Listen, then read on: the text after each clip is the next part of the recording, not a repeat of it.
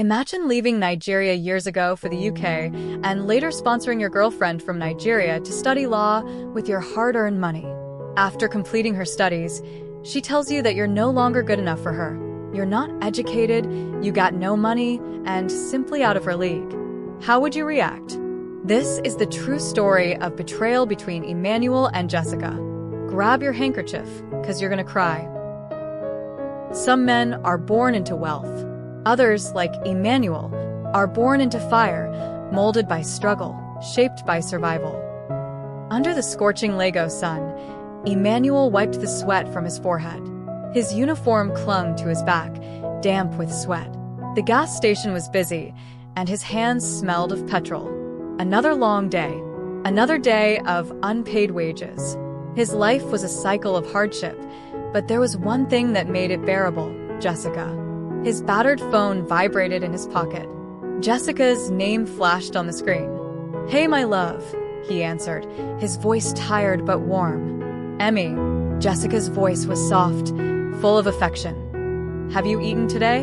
You sound exhausted." He chuckled. "You worry too much." "How was your day?" She sighed. "Better now that I'm hearing your voice." Jessica was his light in the darkness. She stood by him despite his struggles. Even when he had nothing, she stayed. To him, she was proof that love was real. Emma took Jessica to a cozy little eatery, his heart pounding as he prepared to break the news. He reached for her hand, his voice soft yet brimming with excitement. "Guess what, my love," he said, his eyes twinkling. Jessica chuckled, shaking her head. "You know I'm terrible at guessing," she replied playfully. Taking a deep breath, he leaned in and whispered, "I got my visa yesterday to the UK." For a moment, time stood still. Then, as the words sank in, Jessica gasped. A cry of joy escaped her lips, her hands trembling, her eyes wide with disbelief. In her excitement, she nearly choked on her food, coughing as tears welled up in her eyes. The entire restaurant turned to look, but she didn't care. Overcome with emotion, she reached across the table and clutched his hands tightly. Through her sobs, she whispered, "Emma, promise me one thing." His fingers tightened around hers. "Anything, my love." She swallowed hard, her voice breaking. "Don't leave me for a white woman." Emma smiled gently, brushing away a stray tear from her cheek before pressing a tender kiss to her forehead. "Never," he murmured. "Wait for me. I'll make a way for us." The UK was cold, lonely, and unyielding. Every day felt like a battle, and Emmanuel fought it with everything he had. He worked like a machine as a factory worker, endless double shifts, sleepless nights, his body worn down by exhaustion. The ache in his bones became familiar, a constant companion. But he didn't stop. He couldn't, because back home, Jessica was waiting. Every month, he sent money, enough for her and her family to live like royalty in Nigeria. One day, Jessica told him her two brothers would be needing money to start up their business. Emmanuel had to double his work to meet up. He sent money to her brothers. Her family were living like kings. They renovated their house, bought a new car. All thanks to Emmanuel.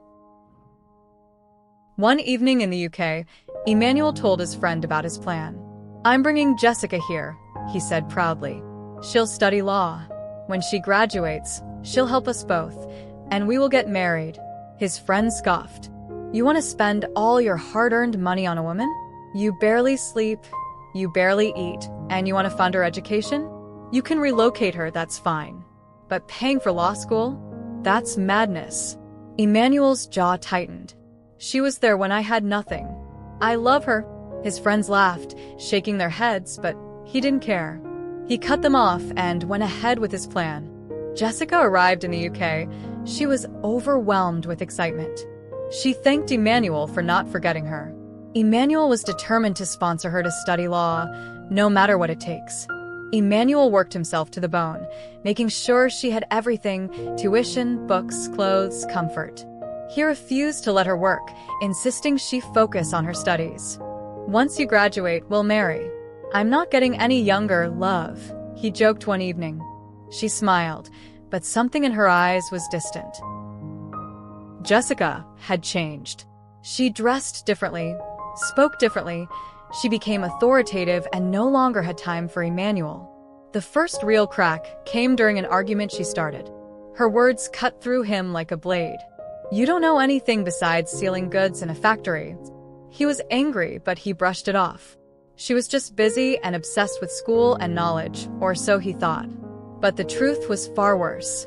Jessica had fallen in love, but not with him. One of her lecturers had stolen her heart. Tall, handsome, and, most importantly, educated. Unlike the fat, unrefined man she once called her fiancé. That was how she saw him now. When she finally graduated, Emmanuel was very happy. He was the happiest man alive. He spoke of marriage again. Jessica sighed, avoiding his eyes. "I can't, Emmanuel," she said, her voice firm, cold. His heart pounded. "What do you mean?" She met his gaze, then unflinching. "You're not educated. You're not rich. I've outgrown you." His breath hitched. His world tilted, cracked, shattered. "Jessica, I sacrificed everything for you." She stood. "I didn't ask you to." Emmanuel let out a broken laugh, his vision blurring. "Is this a joke, Jessica? Oh God, it's a prank, right?" His voice cracked as he frantically searched the room. "Where are the cameras?" His hands shook as he wiped his tears. "Jessica, tell me this is a prank." But she didn't speak. She didn't try to comfort him. She just stood, turned her back, and walked away. For days, Emmanuel was lost in his thoughts, trapped in an endless loop of pain. He barely ate, barely slept. He didn't go to work.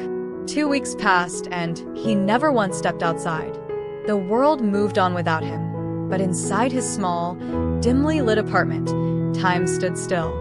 He replayed everything in his mind: the betrayal, the emptiness, the unbearable weight of losing everything he had built. His heart ached with every breath. Then came the decision. One evening, Emmanuel walked into a quiet pharmacy, his hands trembling as he picked up a small, unassuming bottle. The cashier didn't question him. Why would they? To them, he was just another customer. But to himself, he was a man at the edge of an abyss. Back home, he sat at his table, the poison bottle resting in his palm. His fingers traced its cold surface as he stared at it, unblinking. This is it. As he unscrewed the cap, footsteps echoed outside. A firm knock broke through the silence. Emmanuel's? A familiar voice. Another knock, louder this time. "Brother, open up. We haven't seen you at work in weeks. I know something's wrong." Emmanuel froze. His grip on the bottle tightened. The door creaked open just as his friend stepped in. One look at the scene before him. The darkened room, the hollow-eyed man clutching a bottle, told his friends everything. His friend's face paled. "No, don't do this." Emmanuel swallowed hard, his throat dry. "There's nothing left for me. She's not worth your life." His friend stepped closer, his voice trembling but firm. Silence hung between them, thick with unspoken pain. Then, for the first time in weeks, Emmanuel spoke. He told his friend everything. The betrayal, the sleepless nights, the crushing loneliness. And as he poured his heart out, at the moment, he was determined to take revenge, to show Jessica he is more than she thought he was. He is not just a broke, illiterate rat she thinks he is. He stood up and told his friends to remember this day. But what happens next? Will Emmanuel find a reason to keep going? Or will the darkness pull him under? Find out in part 2. And don't forget to subscribe to the channel and turn on the notification bell so you'll be the first to know when the next episode drops. Stay tuned. The story continues.